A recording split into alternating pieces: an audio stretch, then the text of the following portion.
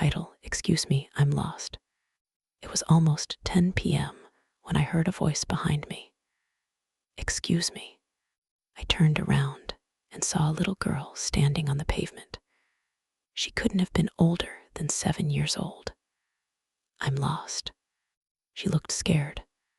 Not crying, not panicked, just lost and scared. I crouched down. What's your name? Emily. Okay, Emily. Where do you live? She looked down. I don't know, she replied. Do you know your mom or dad's names? She shook her head. I don't remember. I glanced around. The street was empty. Do you know how you got here? She looked up at me. No. All right, I smiled gently.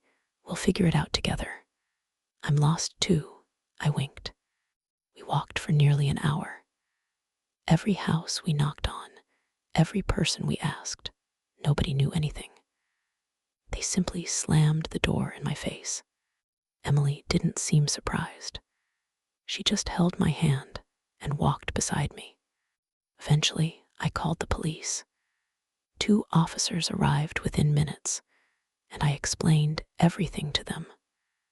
They looked around, then back at me. Sir, I followed their gaze. Emily was standing beside me, holding my hand. What? She's right here. The officers exchanged a glance. The kind people give when they think someone is confused. At the station, a detective came to speak with me while Emily waited with the other officers. He listened carefully. He didn't interrupt or question whether I was telling the truth. He simply asked questions. What was she wearing? A white raincoat, red shoes. What did she look like? Brown hair, about 7 years old. He wrote everything down. Then he stopped. You said her name was Emily. I nodded, yes. He looked at his notes for a long moment, then stood. I'll be right back. When he returned, he was carrying an old cardboard folder. He placed it on the table. Inside was a photograph of a little girl, a white raincoat, red shoes, brown hair. My chest tightened. That's her, I said. That's Emily. The detective watched me carefully. You're sure? Yes, I nodded. I've been with her all night.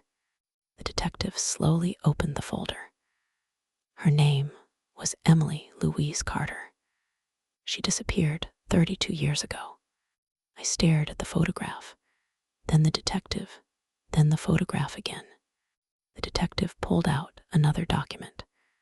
This case was never solved. He turned the page. She was last seen leaving school with a friend. I looked at him.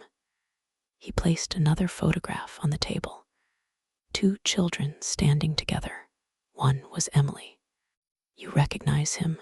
He asked, pointing at the other child. I couldn't speak. The boy in the photograph was me. You were the last person to see Emily Carter, he said.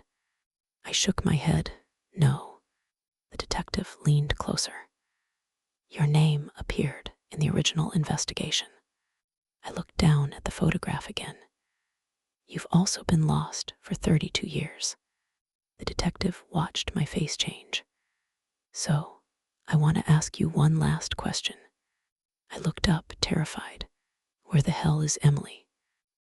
Title, Something S Wrong at the Barbecue. Smoke filled the air. It smelled delicious. Steaks, burgers, all sorts of meat we could throw on there really. It was a tradition in our little community, something to keep us sane with the normal day-to-day. Me and Ryan were on the grill. Evelyn and Maddie were handling the kids. Russell and Pete were cooking up what smelled like chili, but knowing them, it was some crazy concoction, while Russell's sister made us some drinks. It was our normal barbecue, just like every Saturday for the past 3 years. Ryan wanted his steak a little rarer this time, which was a bit weird, but I didn't think much of it. Maybe the man got tired of being medium all these years and wanted to try something a bit pinker. We settled down and sat around our little fire as the sun set, and the other bits of our quaint little community quieted down, except for us few here. We chose this spot because we always get rowdy when it's barbecue day. The kids wrestle, me and the guys laugh our asses off, the girls gossip. Remember, when your littlest Ben tried to walk for the first time and ate shit. I know you didn't want Evelyn to beat your ass, but I saw that half-assed smile of yours. Ryan says through tears as he punched my shoulder. Ryan, my best buddy, I don't know how I'd make through this hell called life without him. He's like the brother I never had, corny as that sounds. Yeah, and I remember the fact that you almost shit your pants every time Maddie so much as gives you the side eye. So I wouldn't talk about who's afraid of who. I bite back with a hearty laugh. Ryan scratched his side. Hey, how's about I go get us a couple more drinks? I'll be right back, fellas. Me and the rest of the guys shared stories for a while. What had seemed like several minutes had passed, so I thought I'd go check on my buddy. A sickly smell hit my nostrils as I walked away from our slice of heaven and into something that felt a little more like hell. There stood Ryan, munching on something that smelt like road gull that had sat on pavement in the hot sun. Buddy, what the hell are you eating? I almost threw up when he turned around. It was a raw piece of meat. He dropped it quickly and looked at me like he had been caught in some sort of trance. Tom, hey, I don't know why the fuck I did that. Shit, the drinks, I'm sorry, man. He scratched his side as he rushed past me. I chased after him. Look, Ryan, I know things have been tough, especially with Maddie. Losing a baby isn't easy even in these times. But you're my brother, and I just wanted to say. My eyes locked in place, as if I was a deer caught in headlights. There was a patch of crimson where Ryan had been scratching. Ryan, what the hell? He tries to back away, but I lift up his shirt before he can avoid my reach. There's a gash, all swollen and red and raw. Jesus, Ryan, what the fuck? It was a wolf, all right.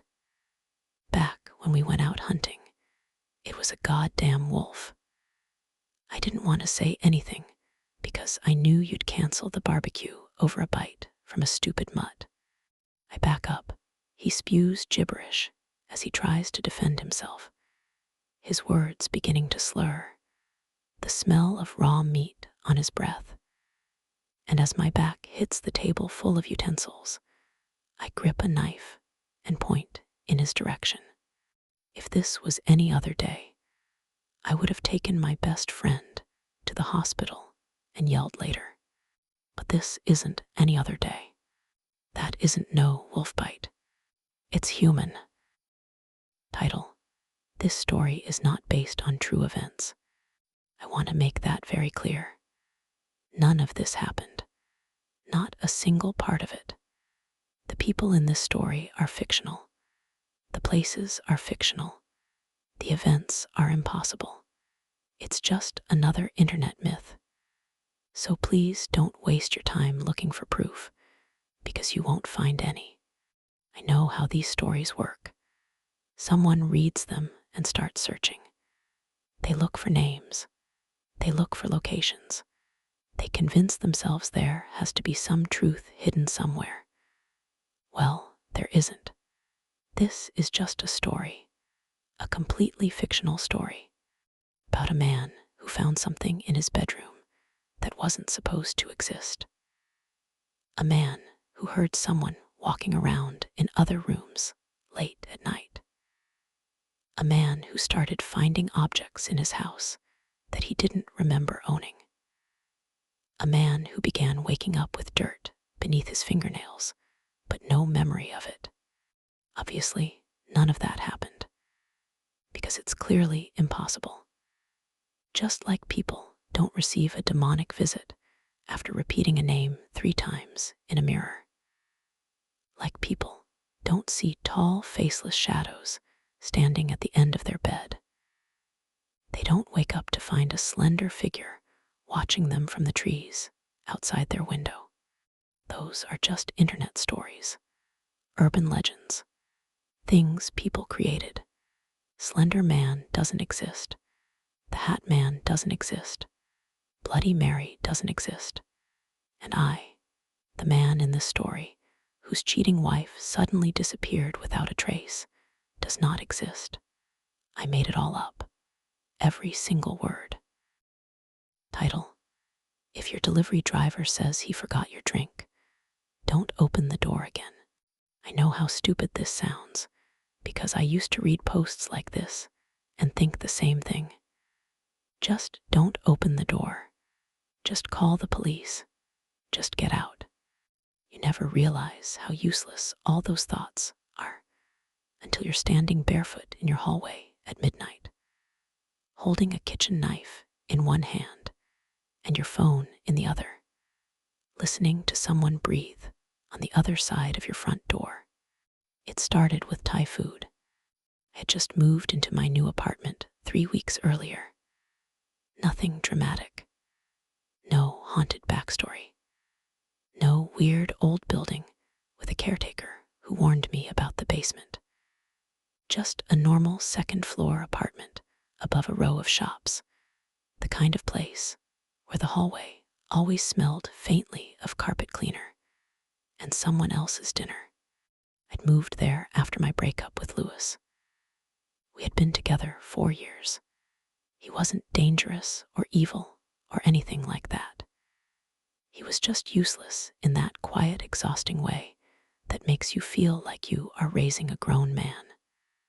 When he finally left, I felt sad for about a week, and then mostly relieved. For the first time in a long time, the place was mine.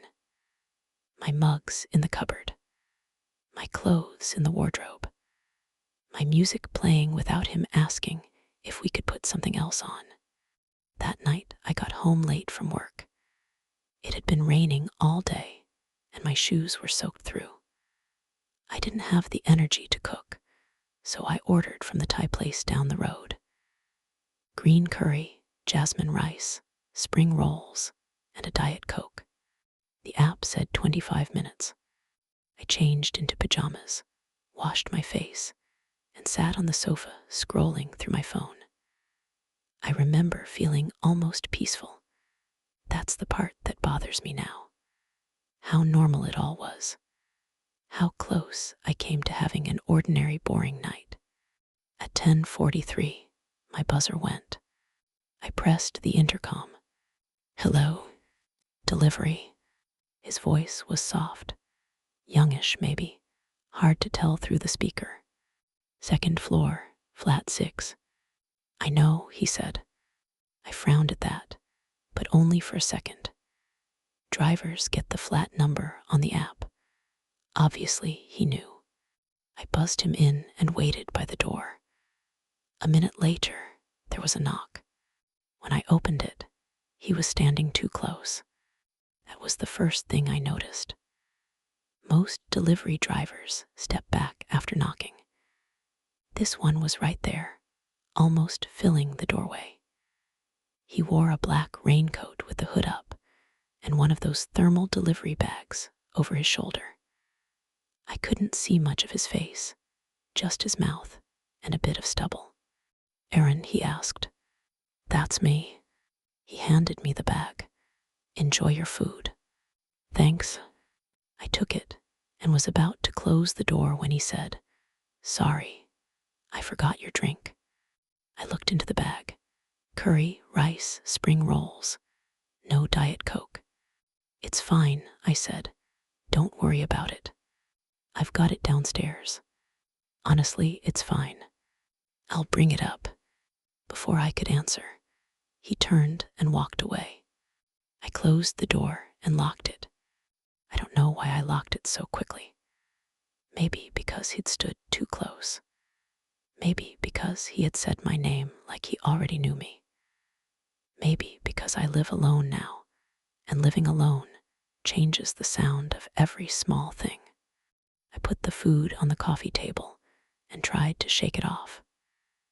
The curry was hot, the rice was still steaming, and for a few minutes I convinced myself I was being ridiculous. Then I found the receipt. It was folded under the spring rolls. Not the restaurant receipt. That was stapled to the outside of the bag. This was a plain white slip of paper, torn badly at one edge. At first, I thought it was just some kitchen note that had fallen in by accident. Then I saw my name. Erin M. Flat 6. Lives alone. No dog. Chain lock only. Bedroom window faces service alley. Usually home after 7. I stared at it for a long time. My first thought was Lewis. It had to be Lewis. Some pathetic attempt to scare me, to make me call him, to make me feel like I still needed someone. It sounded exactly like the sort of thing he would think was clever after a few drinks. I picked up my phone and called him. He answered on the 5th ring. What? Did you send me something? What? Don't play dumb. Did you send someone to my flat? There was a pause, then a tired sigh. Erin, it's nearly 11. I got a note in my takeaway. What note? One that says I live alone. Another pause. This one felt different. Are you serious? Yes. Where are you? In my flat, obviously. Lock your door. It is locked. No, properly lock it. That annoyed me, even then. Like he was suddenly the sensible one. I have locked it. Send me a picture. I almost told him to piss off, but I took a photo of the note and sent it. He called back 10 seconds later. That wasn't me. His voice had changed. He sounded awake now. Lewis, I swear on my mother, that wasn't me. Call the police. Before I could answer, someone knocked on my door. 3 soft knocks. Not loud, not aggressive, just polite. I stood in the middle of my living room with the phone against my ear. Erin, Lewis said. Another knock. Then the delivery driver's voice. Forgot your drink? I didn't move. Lewis kept saying my name, but he sounded far away. The driver knocked again. I can leave it here if you want. I walked slowly to the door and looked through the peephole. The hallway was empty. No delivery driver, no drink, nothing. I stepped back. My phone buzzed in my hand. A notification from the delivery app. Your driver is at your door. I looked at the peephole again. Empty hallway. Then my phone rang. A known number. I don't know why I answered. I think my brain was still trying to make sense of it, still trying to turn it into something normal. Hello, the delivery driver said. You shouldn't have looked at the receipt. I couldn't speak. You were meant to eat first, he said. I dropped the phone. It hit the floor, and the call stayed connected.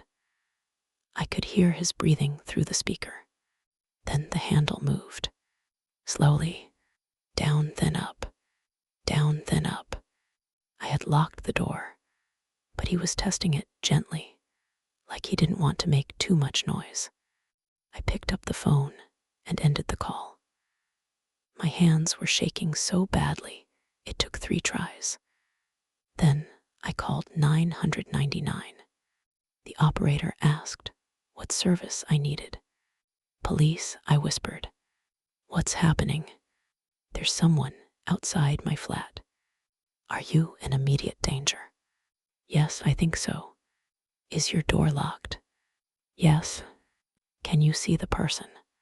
I looked through the peephole again. Empty hallway. No, I said, But he's there. As soon as I said it, the letterbox lifted. Just a little. A black gap opened near my knees. I stumbled back. The operator asked me what had happened. He opened the letterbox. "Do not approach the door," she said. "Go into a room with a lock if you can." My bathroom had a lock. It was cheap and flimsy, but it was something. I grabbed the biggest knife from the kitchen drawer and backed toward the bathroom. The letterbox clicked shut.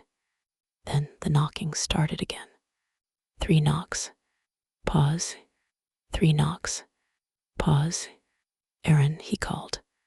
I locked myself in the bathroom and sat on the edge of the bath with the knife on my lap. The operator kept talking to me, calm and steady, asking questions I could barely answer. My address, my name, whether I had seen a weapon, whether there was another way into the flat. "No," I said, "just the front door." Then I remembered the note. "Bedroom window faces service alley." My bedroom window, the one I had opened earlier because the flat smelled of paint and damp clothes. I stood so fast, the knife clattered into the bath. "What is it?" the operator asked. "My bedroom window. Is someone trying to get in?" "I don't know. Stay where you are if the bathroom door locks." The problem was, from the bathroom, I couldn't see the bedroom. I couldn't see the hallway. I couldn't see anything. The flat went quiet. That was worse than the knocking. For a few seconds, all I could hear was the operator breathing through my phone and my own heart hammering in my ears. Then my bedroom door creaked. I had left it open. I knew I had, but I heard it creak. The sound was slow and careful. The sound of someone touching the door with their fingertips and pushing it wider. "He's inside," I whispered. The operator said police were close. Close didn't mean inside the flat. Close didn't mean between me and him. A floorboard moved in the hallway. Then another. He was walking toward the bathroom. I picked the knife back up and stood behind the door. My legs felt weak. I remember thinking I was going to die in pajamas, which is a stupid thing to think, but it was there in my head. I was going to die barefoot, in old pajamas, with Thai food cooling on the coffee table. The bathroom handle dipped.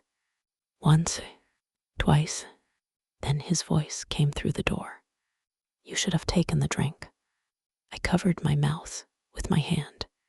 He laughed quietly. "I'm not angry," he said. "You just made it messy." The door moved in the frame as he pressed his shoulder against it. The bathroom lock was a tiny silver turn lock, the kind you use when someone might accidentally walk in while you're brushing your teeth. It was never meant to keep anyone out. He pressed again. Wood cracked near the latch. The operator was saying something. I couldn't understand her. Then there was a bang from downstairs. A voice shouted, "Police." The pressure left the door. For 1 second, I thought he had run. Then the bathroom door burst open. He came through with his hood still up and a screwdriver in his right hand. I swung the knife without thinking. It caught his arm. He shouted and slammed into me, knocking me back against the sink hard enough to crack the mirror. I dropped the knife. He grabbed my wrist and squeezed so hard my fingers went numb. "Stupid," he said. That was all he got out. 2 officers came down the hallway shouting. One of them hit him from the side, and they both went into the bath. The other officer pulled me out into the hallway and kept saying, "You're safe, you're safe, you're safe," even though I didn't feel safe. I don't think I have felt safe since. They arrested him in my bathroom. His name was Daniel Price. At least that was the name he gave them. He wasn't the delivery driver assigned to my order. The real driver was a woman named Melissa, who had been found in her car 3 streets away, unconscious but alive. Someone had hit her from behind after she collected my food. Daniel had taken her phone, her thermal bag, and her jacket. That would have been bad enough. Then they searched his car. They found printed receipts, dozens of them, maybe more. Names, addresses, notes. Some were crossed out. Some had ticks next to them. Mine had a circle around it. The police wouldn't tell me much. They never do. They kept using words like ongoing investigation and potential link and recovered items. But one officer told me something by accident. He said the others were lucky too. Then he stopped talking. Others. I stayed with Louis that night, which tells you how scared I was. I sat on his sofa until morning and watched the rain run down the window. He made tea and kept apologizing for things that had nothing to do with him. By midday, I had convinced myself it was over. Daniel was arrested. Melissa was alive. The police had the receipts. The locks were being changed. I would move again if I had to. Then my phone buzzed. A notification from the delivery app. I stared at it, confused, because I had deleted the app in the police station. I had watched it disappear from my screen. But there it was. Your driver is nearby. I opened the notification. The map showed a little bike icon moving down Lewis's street. I stood up so quickly, I spilled tea over my leg.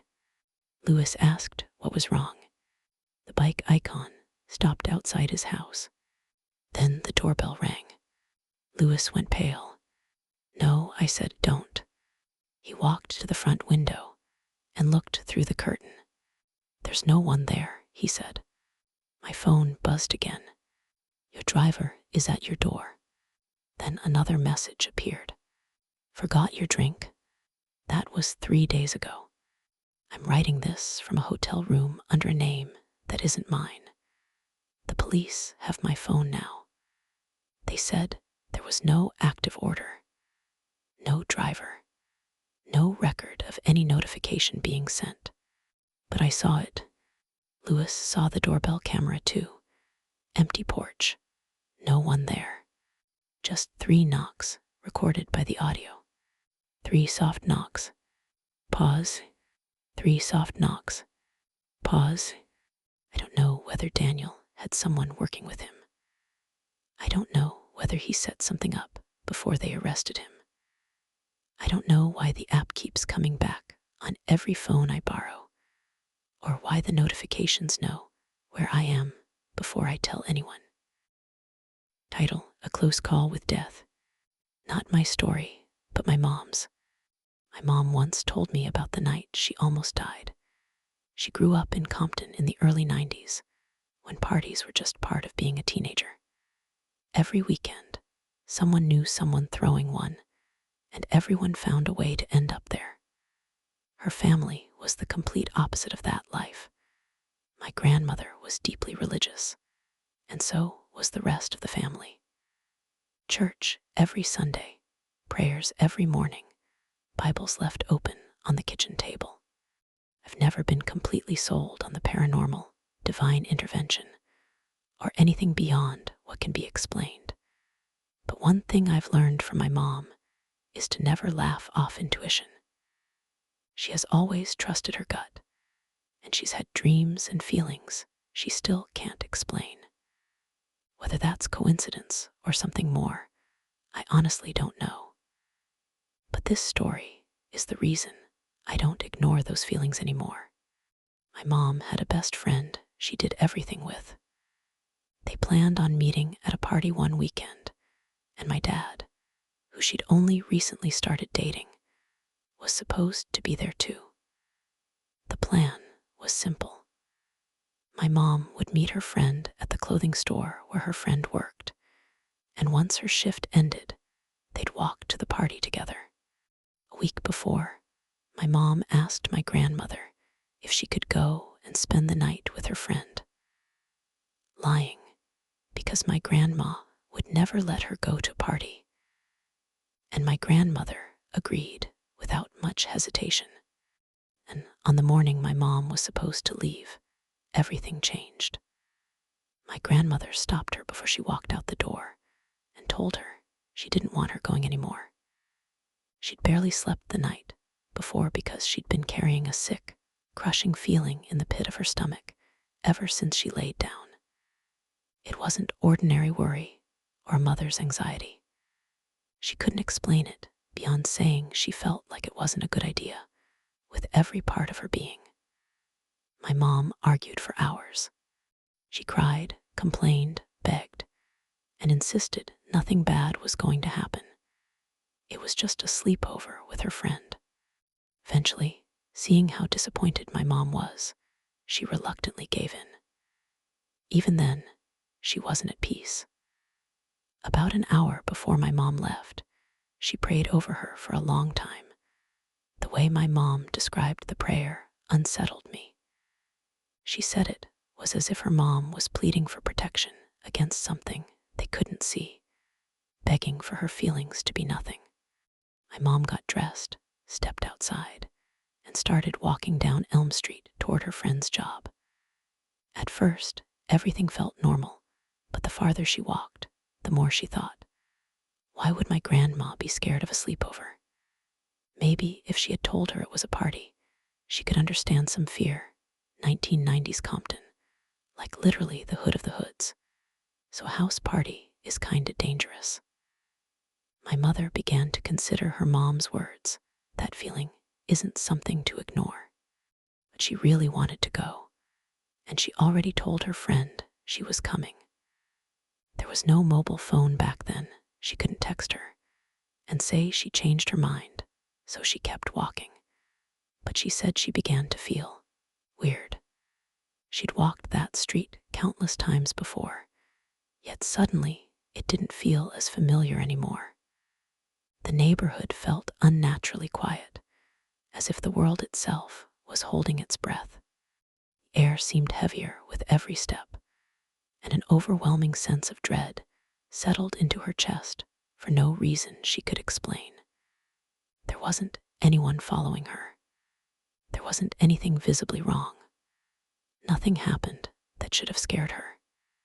Yet, she said she reached a point where she physically couldn't make herself walk another step. The same feeling my grandmother had tried to describe that morning suddenly became her own. It wasn't fear of something she could see. It was the absolute certainty that if she kept walking, she wasn't coming home.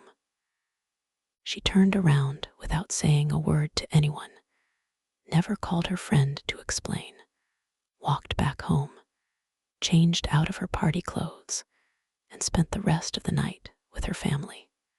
The next day, her friend wasn't at school. Nobody thought much of it at first. Maybe she'd gotten sick. Maybe she'd stayed home after the party.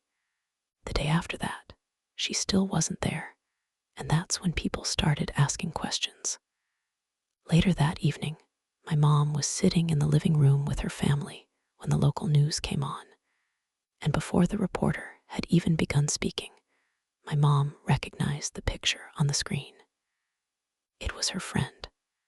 According to the report, her friend had been working alone after her manager stepped out to grab something. When the manager returned, the front doors were locked even though the store was supposed to be open.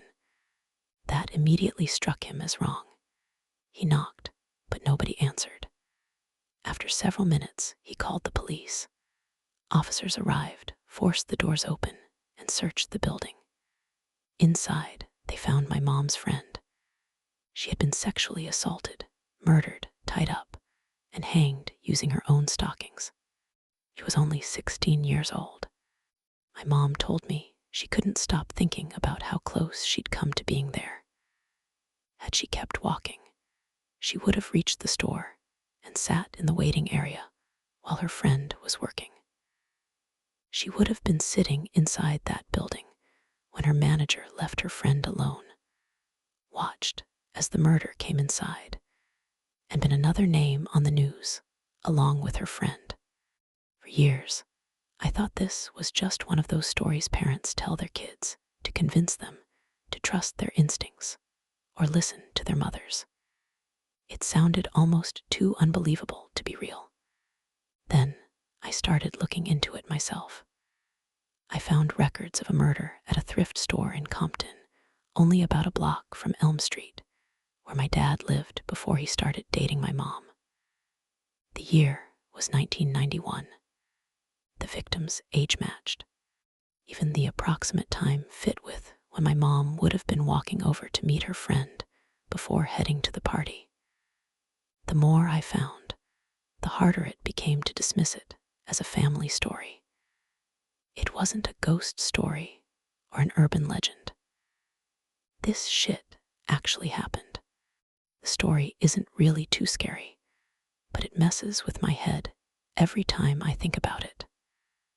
My mom was 1 block away from dying. I wouldn't have existed. I always listen to my gut feeling. I do have a couple of stories from when I was younger, and almost didn't listen to my gut feeling, and almost got hurt or worse. But I don't know if you all want to hear those. Title: Only One Mushroom for Such a Wish. How are you feeling, Mary? James called as he walked onto the porch. Normal, I said, touching the wet grass. His eyes shot to the ground. Nothing today either, I said before he could. It's fine. It will happen soon. Want to go mushroom picking? No. James turned and walked back into the house. I picked up my basket and made my way to the forest. The damp, earthy smell was in the air. Brown mushroom caps glistened under the sun. As I picked another, something rolled in the grass nearby, a small dwarf. But this one seemed different from the ones I usually saw. His hat was pointier and darker, and his beard was gray and rugged instead of white. Hello there. The dwarf rubbed his eyes and looked up. Hello, miss. Beautiful mushrooms you have there. Thank you. I will grant you one wish if you let me have them. I squinted my eyes and looked closer at him. Since when can dwarves grant wishes? I'm a special kind of dwarf. I can just give you a mushroom if you want one. No, I can't take something for free.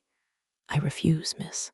The wish has to come first, and it needs to come from a deep desire. I shook my head. His eyes jumped from the basket to my face. I pulled out a mushroom and held it to him. He crossed his arms and looked away. Okay, magic man, I wish to be pregnant, I said, rolling my eyes. Your wish has been granted, he said, taking the mushroom from my hand. Now, the rest of the basket, please. No, I just picked them and already gave you one for free. His mouth flew open. Only one mushroom for such a wish. You're no magical creature. You can't grant anything. He threw the mushroom at the ground and pointed his finger at me. You'll see. I curse you and that bastard inside you. He screamed and walked away. I picked up the mushroom, dusted it off, and put it back in the basket. I wouldn't let a dwarf ruin my day. James's eyes lit up when he saw me walk in with the basket. So many mushrooms. I'll make some pasta with them. It's okay, honey. I can cook them. No, you picked them. It's my job to cook them. The lunch was delicious. James seemed much happier that evening. I decided not to tell him about the incident. The morning after, I woke up and got out of bed, but then a hard lump rose in my throat. I ran to the bathroom and began throwing up. James ran after me, squatted next to the toilet, and rubbed my back. He was smiling ear to ear. Don't get too excited. I think it was just the mushrooms. I feel fine, honey. He kissed my forehead and got me a glass of water. I really hoped to be right, but the nausea returned the next morning, and it kept coming each morning after. With it came these strange, painful cramps. It felt like someone was moving my organs around inside me. After a few weeks, my stomach started growing. The first time I noticed it, a chill crept up my spine, and the image of the dwarf flashed before my eyes. But everyone knew they couldn't grant wishes. James and I must have just gotten lucky, I told myself. My stomach kept growing, but it didn't look pregnant. It looked more like bloating that old drinkers get.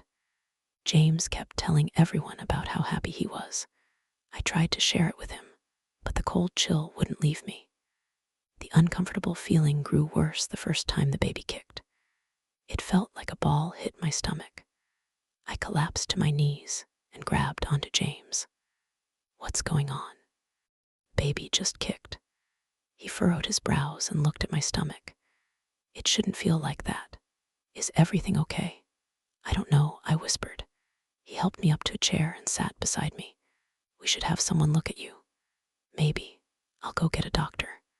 But before James could get up, another kick came, then another and another. I screamed in pain and fell to the ground. "Jesus, Mary." Then a loud pop echoed through the room, and a wave of warm, grayish-red liquid poured out of me. Coldness washed over me, and James gripped my hand again. An awful, excruciating pain came right after it. It felt like something was trying to tear its way out of me. I screamed and cried, gripping tight onto James's hands. "The doctor," James said, and he got up. But before he made his way across the room, something red and pointy came out between my legs. Then the gray hair and beard. It was even wearing the same clothes.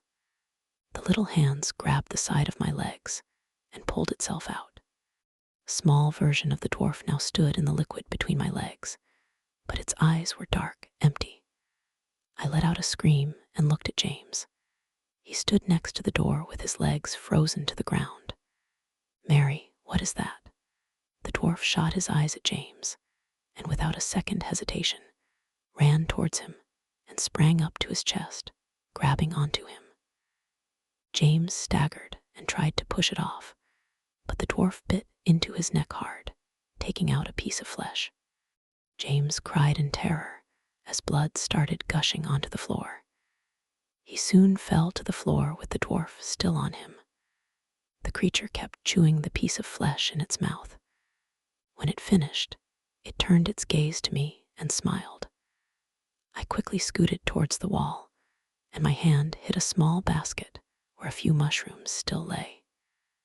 "Too late," the dwarf whispered, taking another bite out of James. Title: I inherited my grandpa's old hunting cabin. My grandfather lived a long life. For the last 10 years of his life, many of us started making bets about when he'd die. It may sound macabre to some, but to us, it was all just a big joke. He'd laugh just like we did, even making a few bets himself to add to the fun. Ultimately, though none of us cashed out, he lived to be 100 years old. His mind stayed young right until the very end, but it was still pretty devastating to watch his body become frail and brittle. For the most part, my family celebrated his life more than mourned it. It's difficult to feel shocked when someone whose age is in the triple digits dies. We still missed him, of course. His stories, his laugh, his presence altogether. The thing I missed the most was hearing about his hunting trips. It became almost like a tradition, going over to visit him after he got back from a week out in the woods. He'd always make me some sweet tea and cook us up some of his famous fried chicken, and we'd sit for hours while he rambled about his hunt. It was like talking about it was one of the greatest joys in his life. His eyes would get warm. He'd speak softly once he started, but as he continued, his old voice would grow louder, more theatrical, as he enunciated specific events. One of the bastards almost got away. He hunted them down all week, finally caught them, got some nice steaks out of it too. Every visit after these trips, he'd send me out with bags of meat. Steaks, chops, hell, even some beef jerky if he had any handy. It was like our thing. Of all his grandchildren, I was the only one who cared to listen. It came as no surprise when he left me that cabin. He always told me he would. Told me I was the only one who'd care enough to use it. When I got told it was officially mine, I just couldn't wait to see the thing. He kept it so private. It was like his private place. Somewhere he could go to escape the noise, and he wanted to pass that on to me. Needless to say, I couldn't have been happier. On the drive to the cabin, I felt a sense of warmth in my soul as suburbia turned into sprawling acres of trees and wildlife. It was about a 2-hour drive, but I didn't care. All I wanted was to see it. And when I did, my mouth fell open. It was gorgeous. Stained oak wood, a beautiful handcrafted porch swing, and a flower bed that expanded across the length of the porch. The cabin overlooked the river, surrounded by nothing but trees, and the serenity made me realize why it meant so much to my grandfather. The first thing I did was cook up some of his famous fried chicken. I enjoyed it along with a glass of sweet tea as I took in the beauty of the interior. The hardwood floors were completely scuff-free. There seemed to be a deer head hanging on every wall. The smell was of pine and mountain air, and my favorite part, by far, was the fireplace. Well, that, and the fact that the cabin itself was remarkably clean. I honestly wish I could have sat by a fire and just reminisced about life or whatever. But in midsummer heat, a fire would have been insanity. So I just sat there, eating my chicken by an empty fireplace while I thought about my grandpa.